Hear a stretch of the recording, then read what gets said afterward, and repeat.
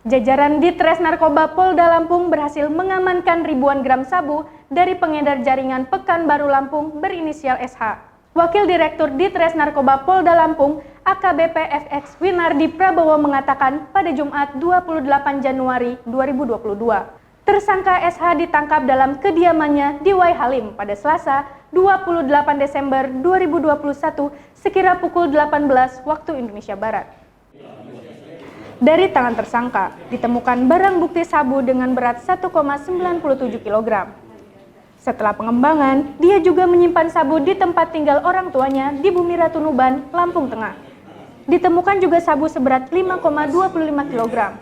Pengembangan kasus ini pun terus berlanjut hingga pihak kepolisian kembali mengamankan satu tersangka berinisial FS dalam kediamannya di daerah Natar, Lampung Selatan.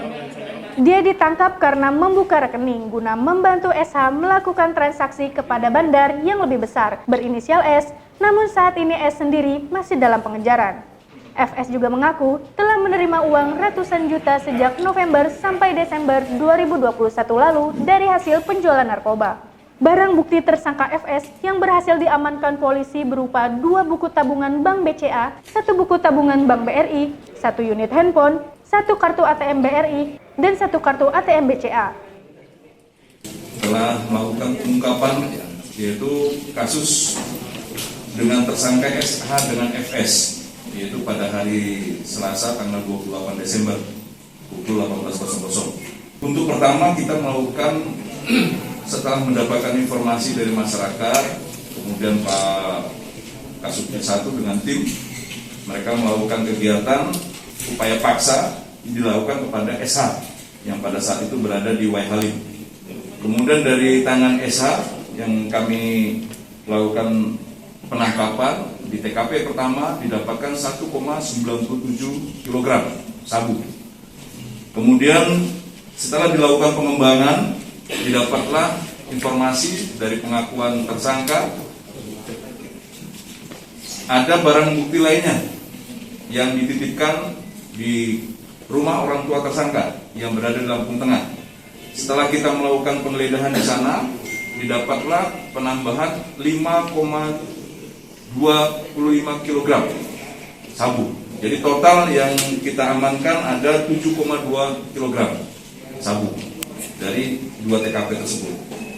Setelah itu kita lakukan pengembangan terhadap detail para pelaku. Didapatkan juga bahwa ada satu orang tersangka atas nama FS, di mana yang bersangkutan berperan di dalam membantu melakukan upaya peredaran narkotika dengan cara yang bersangkutan membuka ya rekening penampungan dan juga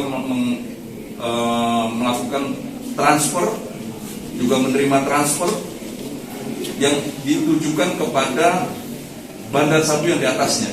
Kemudian dari 2 tersangka ini peranan masing-masing sudah jelas, maka kita menempatkan untuk tersangka SH kita kenakan di pasal 114 ayat 2 dan 112 Undang-Undang Nomor 35 tahun 2009 dengan ancaman hukuman maksimal adalah ancaman mati atau pidana penjara paling singkat 5 tahun dan paling lama 20 tahun.